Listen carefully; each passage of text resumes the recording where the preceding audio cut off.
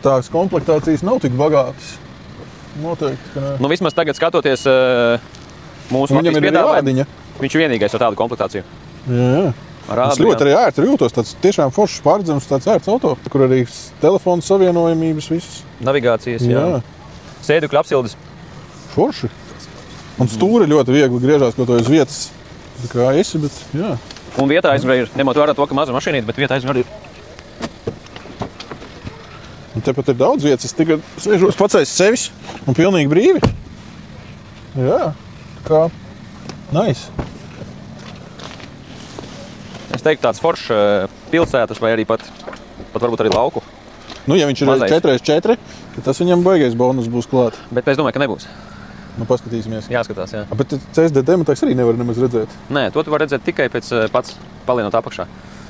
Tas ir interesanti. Es tieši vienam meklēju, vai viņš ir 4x4, tas pārdevējs bija norādījis. Bet es varu pielikt, paskatīties, bet man liekas, mēs skatījāmies. Viņš ir priekšpēdziņš. Un rekur arī gāzes bačuks. Jā, bačuks nav maziņš, normāls. Bet šitas ir izkrāsts no rūpnīcas. Diez vai, ka šitādu te tik smuki viss sametināts un izdarīts būtu kaut kur. Un forši viņam, kā arī tā uzpildīšanas vieta ir tur bākā iekšā? Kur bākā iekšā, ka tev nav kaut kāds vēl viens rops kaut kur atsevišķi. Jā, uzreiz tepat. Nav jāliecās, kur bamperī netīrā. Nav jāskrūvēt celtums bamperī. Nē, es domāju, ka šitas ir arī, nu labi, varbūt arī tagad jaunie taisa arī, ka šeit, bet pēc tām visām plombēm izskatās, ka tas ir rūpnieciski.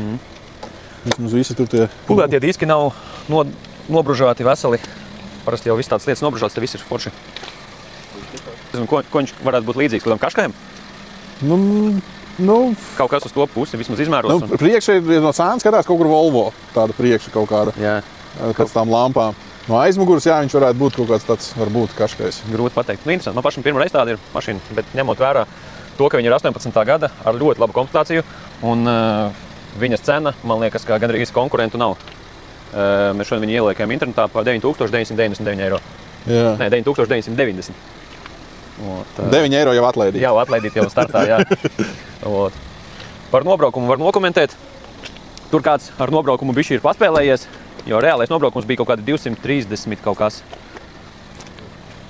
Tātad tie, kas meklējas kā ar vertikalā, tad redzēs to. Te neko neslēpjam, sakam kā ir. Ļoti labi.